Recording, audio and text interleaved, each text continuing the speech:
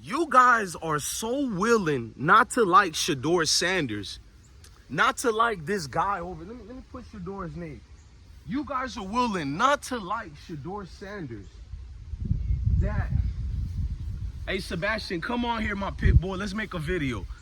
You're so unwilling to like Shedeur Sanders that you'll lie about today's performance about Dillon Gabriel. We just witnessed that atrocity that is known as the Cleveland Browns offense. Kevin Stefanski, what are you doing, man?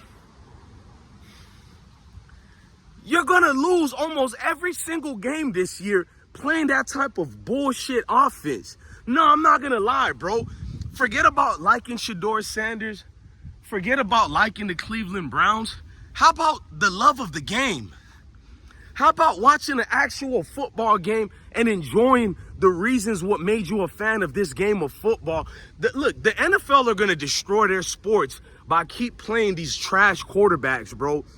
No wonder in college and the NFL, quarterback play has been garbage because kids are learning that you don't have to be a good quarterback to get a starting job in the NFL.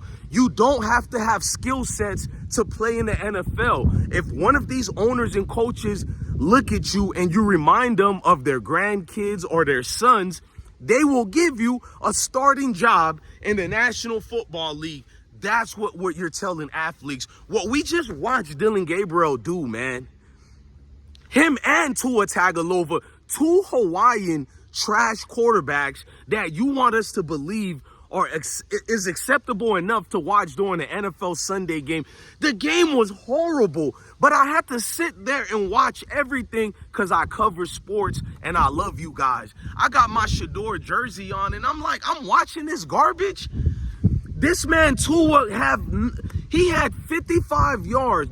Tua had 37 yards at halftime passing. Dillon Gabriel had 55 yards, 5 for 7 during halftime. And you guys overhyped him. I seen the media and the announcers, they were glazing this scrub quarterback from head to toe.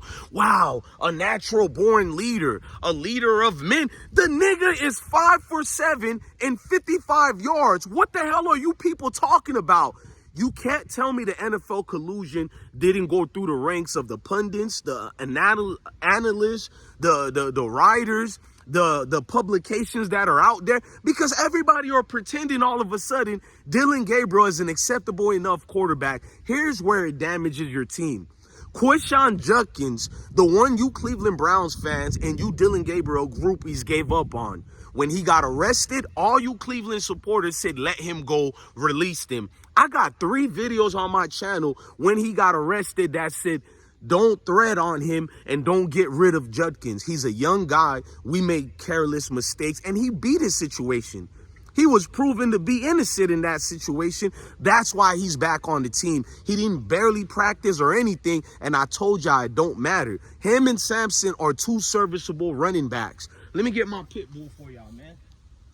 We got to end this game, bro. Shout out to shout out to Shedeur's #1 supporter, my pit bull, Sebastian. Sebastian, get down right quick, because I got to talk about these Cleveland Doodle Browns, bro. So the Cleveland Doodle Browns, they run Judkins. He has 85 yards, 2 touchdowns in the first half. I'm watching the game, and I'm like, this ain't going to work. You gave Judkins over 15 carries in the first half. Hell no, you can't win games like that. That ain't Terrell Davis. That ain't AP. He ain't Adrian Peterson. That bullshit is not going to work in high school. It's not going to work in college. And it's damn sure not going to work in the NFL. Because by the time we get to the second half, the defense already got adjusted. The trash Miami defense already got adjusted to Judkins. By the time it was only 3 minutes left in the fourth, Judkins only had a total of, what was it?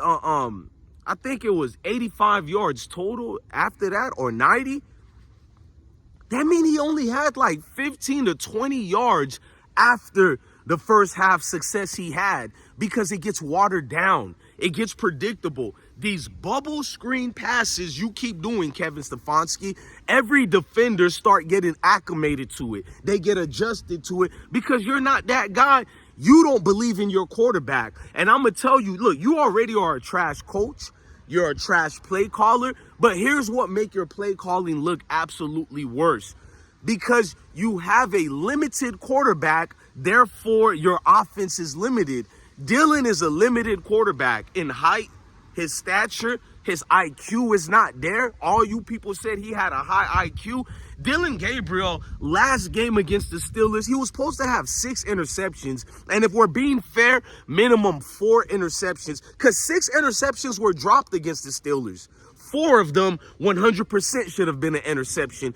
Dillon Gabriel should be leading all quarterbacks in interceptions right now. You guys know it. All the games he played, it was drops, interceptions. I told you he's the interception king. So you can mask this game because you played an awful Miami Dolphin that's nothing without Tyreek Hill. And I've been saying it, Tua Tagovailoa should have never been a first-round pick. I said Jalen Hurts was 10 times better than him, but you people like BMWs with no engines. Some of us are fine with Toyota Corolla because it goes further than your whack-ass BMWs. Because Dillon Gabriel, Tua Tagovailoa, they're the shiny new BMW that the real American conglomerate don't give a damn about. You talk to 98% of American citizens, we don't have these foreign vehicles of these luxury cars. No, we just like a nice looking car that can take us from point A to B, and that's it. These so-called flashy cars are no good for nobody. They're for show. They're for fanciness. And that's what Dillon Gabriel is. It's for every Shedeur Sanders haters to propped up at, look, Dillon is better than Shedeur. For all the things you guys say negative about Shedeur Sanders, honestly, you're telling me Shedeur couldn't went out there against the Dolphins and play better than this? Why not test Shedeur Sanders against the Dolphins? So the coaching staff in the front office of the Cleveland Doodle Browns are telling me that Shedeur Sanders couldn't have done no better than what Dillon just had to do against the Dolphins. Was Dillon even in this game? It's like everybody contributed to this victory besides Dillon Gabriel because the receivers didn't do shit. If you are an NFL wide receiver, there is no way they can pay you to go play for the Cleveland Doodle Browns because you go ask Odell Beckham. You go ask, my guy, Dad, he just retired. Amari Cooper. You go ask any great wide receivers, would they ever go to Cleveland? And they'll say, hell no. It has nothing to do with wins and losses because diva wide receivers don't really care about wins. They care about their stats. And if you go to that cemetery that's known as the Cleveland Doodle Browns, you won't have any stats to show who you are. Your career will be over with. How can you win games when your quarterback keeps throwing for below 50 yards or only 50-something yards every single 2 quarters? How can you win an NFL game like that? So you want me to think he's a good passer? Even the games that Dillon Gabriel eclipsed 200 yards passing, it was 3-yard dump passes or 2-yard dump passes or the very famous 5-yard screen bubble screens passes. And you guys don't talk about that. Every media journalist are about to glaze the Cleveland Browns. I seen them bum niggas jumping on the sidelines like you just won the Super Bowl. I'm about to make a second video about that to see those melanated players jumping for joy. And I was surprised they didn't pick up Dillon Gabriel and put him on their shoulders and sing, "We are the champion." Head ass. Sit down somewhere with that garbage. You ain't fooling real people, boy. You ain't fooling real football aficionados like DJ BlessOne, boy. Your team is done. And I enjoyed every single minute of watching your victory, but not for the reasons that you scrub groupies think I am. It's for obvious reasons. Because if you're a football fan, you understand the game of football. God damn, Cleveland Browns are in big, big trouble. I'm talking trouble. Like, this was atrocious, bro. You guys are not paying attention to the main things moving forward. You cannot win games the way Cleveland Browns just beat the Dolphins. There is no way in hell you should be leaving feeling great about yourself because you're 2-5 now. Get ready when you're 2-10 and come back to BlessOne, but you don't want to hear that. You're gonna play this predictable offense against real NFL teams? All right, come back at me and tell me how's that working for you.